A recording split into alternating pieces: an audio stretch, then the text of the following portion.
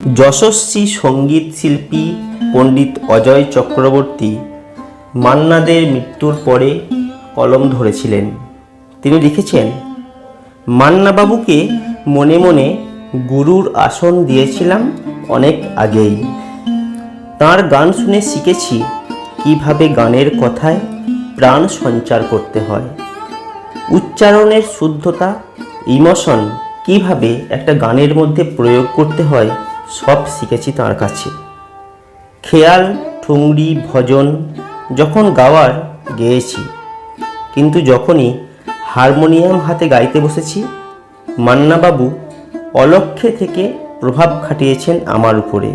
প্রখ্যাত তবলাবাদক রাধাকান্ত নন্দী অজয় চক্রবর্তীকে মান্নাবাবুর সাথে দেখা করানোর কথা বলেছিলেন। তখন পণ্ডিত চক্রবর্তীর মনে হয়েছে, তবে কি এবার দূরের এক শিষ্য এবং তার মানস গুরুর মুখোমুখি সাক্ষাৎ হবে? যাই হোক, পরের দিন যেখানে রাধাকান্ত নন্দী আমাকে অপেক্ষা করতে বলেছিলেন, নির্দিষ্ট সময়ের অনেক আগেই সেখানে পৌঁছে গেলাম। আমার আশঙ্কা ছিল পাছে দেরি হয়ে যায়, কিন্তু রাধুবাবুর তো দেখা নেই। প্রায় 2 ঘন্টা 2.5 ঘন্টা হয়, তবুও তিনি আসেন না। তখন তো যত্রতত্র এত ফোনের সুবিধা ছিল না, তাই উপায় কিছু নেই। না, এলেন না রাধুবাবু। আমি মনে মনে ভাবলাম, এত দূর যখন এসেছি, নিজেই যাই একবার মান্নাদের বাড়ি, যা হয় হবে।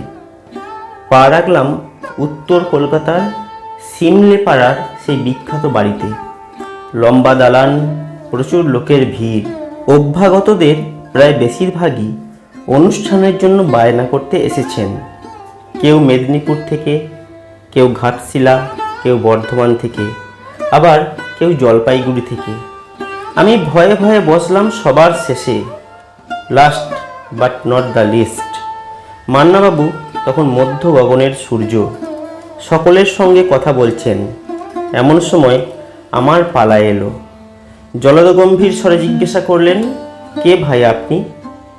এক মুহূর্তে মনে পড়ে গেল পাশের বাড়ির ফিয়েস্তা, লগা চুনরি মে দাগ এবং শেষে হাততালির রেস, ভিড়ে ঠাসা প্যান্ডেলে কোনো মতে ঢুকে গান শোনা।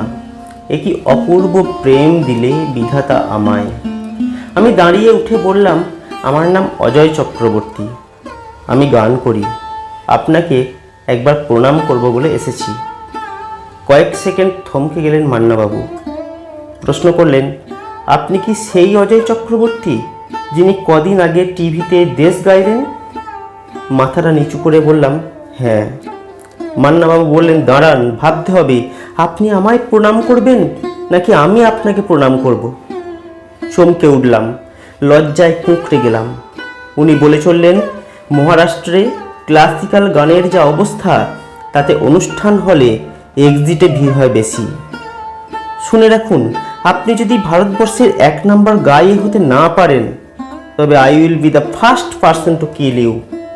এ কথা বলেই উপস্থিত অনুষ্ঠানের উদ্যোক্তাদের বললেন, একে চিনে রাখুন, একটা দিন আসবে যখন আপনারা এর ডেট পাবেন না।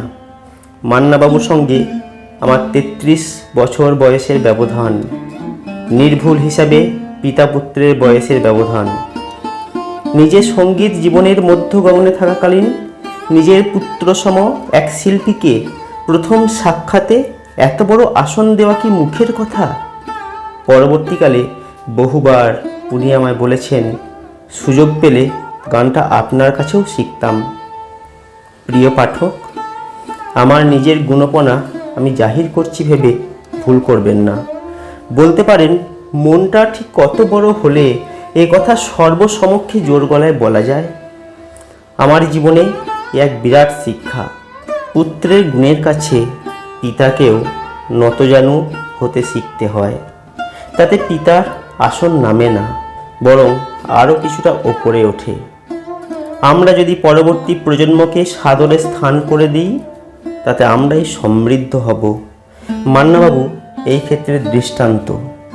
এরপর থেকে প্রায়শই দেখা হতো ওনার সঙ্গে, কখনো কলকাতায়, কখনো মুম্বাইতে বা অন্য কোনো স্থানে। কয়েকটি ঘটনার কথা উল্লেখ করব। যা মান্নাবাবুর সঙ্গে আমার সম্পর্কটা ঠিক কেমন ছিল তা পাঠকদের বুঝতে সাহায্য করবে। তখন সঙ্গীত রিসার্চ একাডেমির ছোট্ট একটা ঘরে আমি থাকি। সামনে লাগোয়া এক ফালি বারান্দা। একদিন সন্ধেবেলায় দেখি সেই বারান্দায় অন্ধকারে এক মহিলা বসে আছেন। পরিচয় জিজ্ঞাসা করায় তিনি একটি চিঠি আমার হাতে দিয়ে বললেন, মান্না দে পাঠিয়েছেন। দেখলাম মান্নাবাবুর সই করা সেই চিঠিতে লেখা আছে, অজয়বাবু, এই মহিলা বনশ্রী সেনগুপ্ত। ইনি অত্যন্ত সুরে গান করেন। আপনি যদি অনুগ্রহ করে এনাকে গান শেখান তাহলে ইনি উপকৃত হবেন। ইতি মান্না দে। বনশ্রীদি সেই সময়ে যথেষ্ট পরিচিত একজন অভিজ্ঞ শিল্পী। আমি ওনার ছোট ভাইয়ের মতো, কাজেই মান্নাবাবুর অনুরোধ রাখতে পারিনি। আজও বনশ্রীদির সঙ্গে দেখা হলে ওই দিনের কথা নিয়েই আলোচনা হয়। কিছু স্মৃতি সততই সুখের হয়।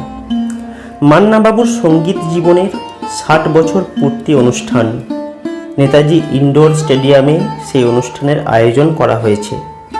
আমি গাইছি ললিতা ওকে আর চলে যেতে বল না, গঙ্গা জলে গঙ্গা পুজো। রাগ সঙ্গীতের চর্চার ফসলস্বরূপ আমি সবসময়ই চেয়েছি পুরনো গানকে নিজের মতো করে গাইতে।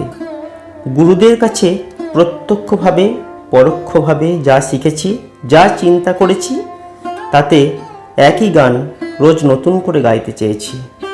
সেদিনও ওই গানটি আমি গেয়েছিলাম নিজের মতো করেই। গানের পরে মান্নাবাবু নিজে এসে বলেছিলেন, আমি বহুবার নিজেকে জিজ্ঞাসা করেছি, আমি কি কখনো পারতাম এ গান এভাবে গাইতে? উত্তর পেয়েছি না। মান্নাবাবুর আমার প্রতি এক অহেতুক স্নেহ ভালোবাসা ছিল, যা তাঁর জীবনের শেষ দিন পর্যন্ত অটুট ছিল। এভাবেই প্রখ্যাত সঙ্গীতশিল্পী অজয় চক্রবর্তী তাঁর গুরুস্থানীয় মান্না দের প্রতি স্মৃতি তর্পণ করেছেন। বন্ধুরা, এই হলো আজকের ভিডিও। কেমন লাগলো আজকের ভিডিও কমেন্ট করে জানাবেন। যদি ভালো লাগে লাইক করবেন, শেয়ার করবেন আর অবশ্যই চ্যানেলটিকে সাবস্ক্রাইব করবেন।